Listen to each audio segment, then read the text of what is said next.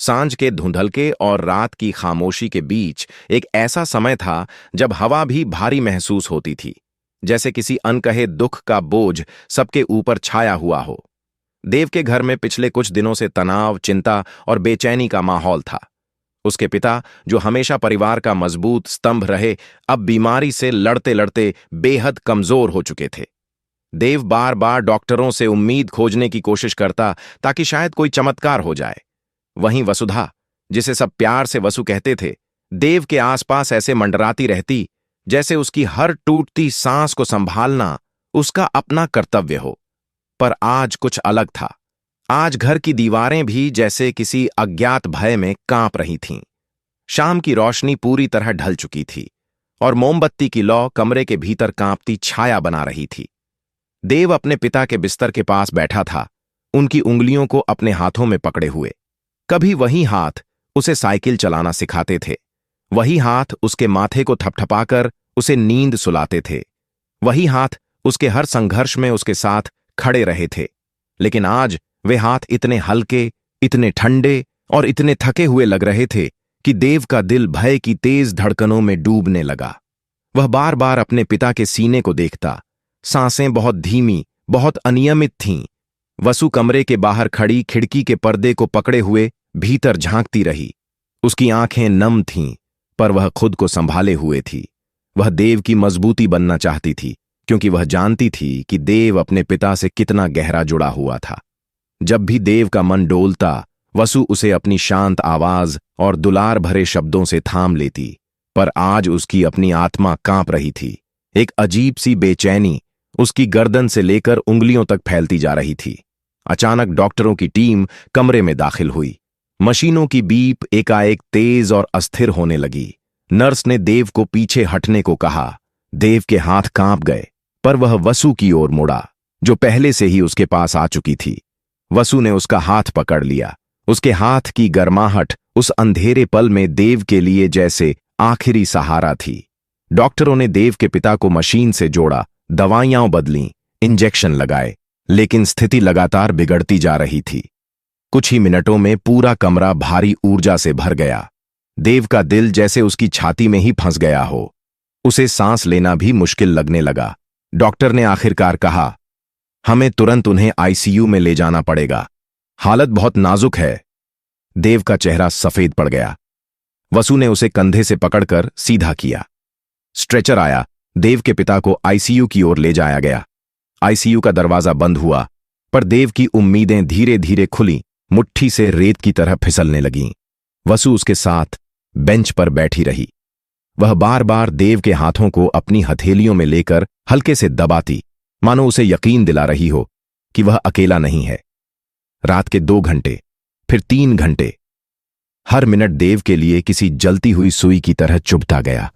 ICU के दरवाजे से हर गुजरते डॉक्टर को देखकर उसका दिल उछलकर गले में आ जाता, पर कोई भी उसे सांत्वना देने योग्य खबर नहीं लाया।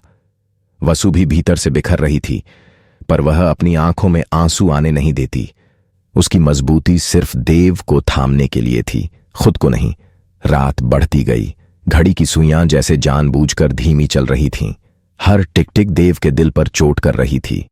अस्पताल का माहौल ठंडा, घुटन भरा और डरावना लगने लगा था। और फिर करीब 2:45 पर आईसीयू का दरवाजा खुला। डॉक्टर बाहर आए। उनके चेहरे पर वही भाव था जिसे इंसान देखना नहीं चाहता, पर समझ जाता है। देव हड़बड़ाकर आगे आया। कैसी है हालत? अब ठीक है ना? प्लीज कुछ कहिए। डॉक्टर ने धीरे से आंखें नीचे कर लीं, फिर बहुत सधी लेकिन दर्द भरी आवाज में कहा, देव, हमने पूरी कोशिश की, लेकिन आपके पिता अब नहीं रहे। देव के कानों में मानो धमाका हुआ। पैरों के नीचे जमीन जैसे गायब हो गई। उसकी सांस अटक गई। उसका सीना भारी हो गया। उसकी आंखें फैलती चली गईं। विश्वास, सदमा, दर्द सब एक साथ उमड़ पड़ा। वसुधा ने देव का हाथ पकड़ा ही था कि वह सीधे वहीं फर्श पर बैठ गया। उसके मुंह से आवाज तक नहीं निकल रही थी, बस आंसू, लगातार टूटकर बेहिसाब बहते आंसू। पापा, नहीं। देव की टूटी हुई आवाज का हर टुकड़ा वसु के दिल को चीर रहा था। वसु भी रो पड़ी, लेकिन उसने देव को अपने सीने से लगाया।